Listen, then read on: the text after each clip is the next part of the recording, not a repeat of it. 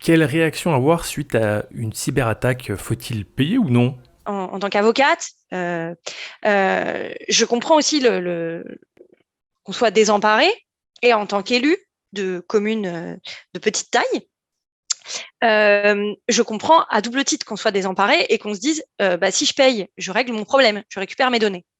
En réalité, c'est hyper pervers de payer. Ça pose des questions évidemment de financement du terrorisme parce que euh, ce sont des terroristes. Alors, pas religieux, hein, c'est vraiment terroriste au sens large, c'est la véritable définition du terrorisme. Euh, c'est ce financement-là qui permet de continuer aux hackers, aux cybercriminels, bah, de prospérer finalement. Ils tentent, on les paye, bah, ils continuent. Si vous avez payé une fois, pourquoi vous ne repayerez pas une deuxième fois? Si tel secteur est plus enclin à payer, bah, les cybercriminels, moi je les comprends, hein, on a tous envie d'avoir un gain plus rapide, on va aller taper ce secteur-là parce qu'on va savoir qu'ils sont plus faibles entre guillemets sur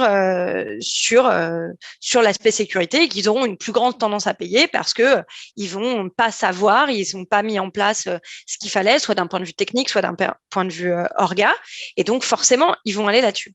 Donc oui, j'ai un avis sur le fait que payer la rançon finance ce terrorisme-là. Et clairement, j'ai l'avis qu'il faut pas payer et que c'est pas tant pis parce que c'est pas aussi facile, mais c'est pas possible de. Enfin, en tout cas, je donnerai jamais le conseil de payer, euh, presque quoi qu'il en coûte. Voilà. Et on le voit, hein, on a dans la presse des cas où les entreprises ont payé et la conséquence a quand même été soit de mettre la clé sous la porte, soit de subir des conséquences lourdes pendant plusieurs mois de cette attaque. Donc, voilà.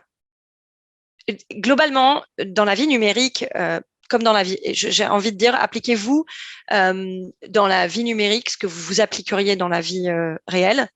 Et si on vous fait chanter dans la vie réelle, combien de temps vous tenez?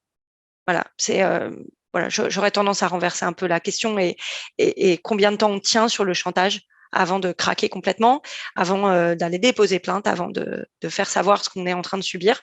Euh, c'est aussi c'est aussi des questions qui sont un peu en lien avec la honte et ce délai de 72 heures. Je te disais, Brice, quand on a préparé rapidement cette intervention, que j'avais un avis sur ce délai et sur l'obligation de dépôt de plainte.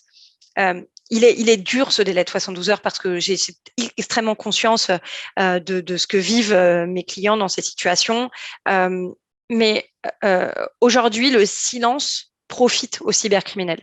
Le silence qui entoure le fait de vivre cette attaque profite aux cybercriminels qui du coup se disent bah, la victime a honte finalement, un peu comme d'autres aspects. Hein.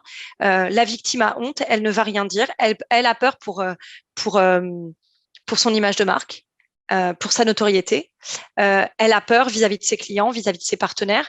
Elle a peur de devoir rendre des comptes. Elle a peur parce que de toute façon, si j'ai bien pénétré dans son système d'information, c'est que finalement, ils n'étaient pas autant au taquet. Et donc, elle va rien dire. Et c'est ce qui se passe encore aujourd'hui. Et c'est pour ça que finalement, ce délai de 72 heures, est-ce que c'est le bon délai à ça? Je me garderais bien de le dire, mais en tout cas, d'avoir cette obligation de faire une déclaration, enfin de faire un dépôt de plainte, me paraît être une bonne chose. Voilà. Et puis, plus largement que ça, euh, informer les personnes sur l'obligation donc on retrouve dans le RGPD qui est l'information des personnes concernées, donc des personnes physiques qui ont vu leurs données divulguées.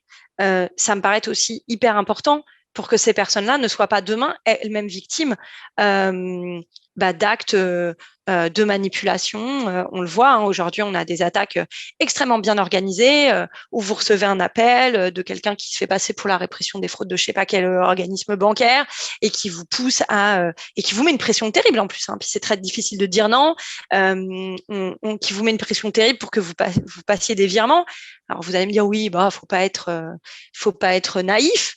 Mais là, on est entre gens potentiellement qui comprennent les enjeux du numérique, qui s'y intéressent.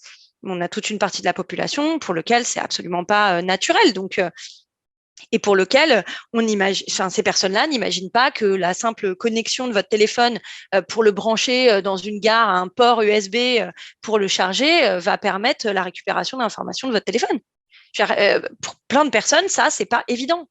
Et encore heureux, je dirais. Mais aujourd'hui, c'est la réalité et on ne peut plus on peut plus passer ça sous silence. Et les organisations privées comme publiques, petites ou grandes, ont aussi, je pense, cette obligation un peu morale de communiquer, de faire quelque chose et de permettre qu'il n'y ait pas d'attaque en cascade. Voilà.